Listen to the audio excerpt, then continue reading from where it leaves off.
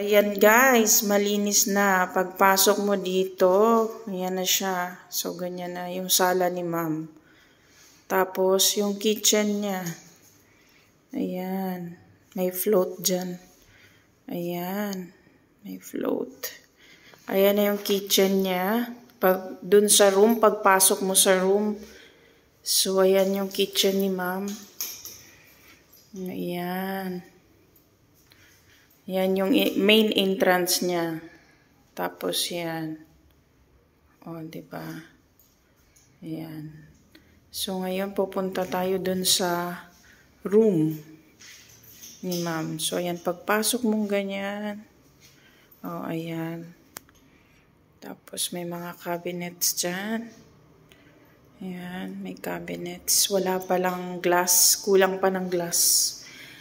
Ayan. So, ayan yun siya. May float. Ayan. So, ayan na yun palabas. So, ayan na yung ano ni ma'am. Cabinets. Tapos, punta tayo sa CR. So, ayan na yung CR ni ma'am. So, meron siyang cabinet dyan. Ayan. Sa likod ng float. So, ayan. Malinis na siya guys. Tingnan niyo yung floor. Malinis na yan. Oh. So, dito tayo sa CR. So, naka-half glass siya. So, ayan. Ayan. Ayan. Okay. So, ayan yung ano niya. Ayan. So, naka-half glass siya. So, ayan. Ayan yung CR ni ma'am. Ayan. Tapos, lalabas tayo ulit doon. So, ayan na yun, diba? Yung ano niya. Malabo. Ayan. So, lalabas tayo. Ayan yung paglabas mo. Ayan yung counter niya. Diba?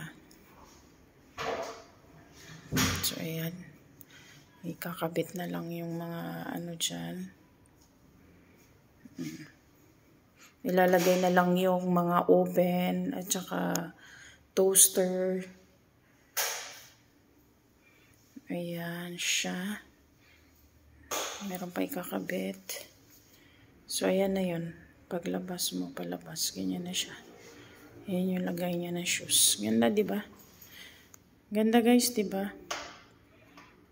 So, malinis na siya. Ayan yung floor.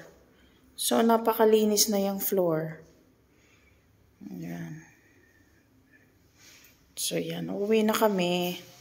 Bye-bye, guys! Thank you for watching. Don't forget to share, comment, and follow me. Thank you. Bye-bye.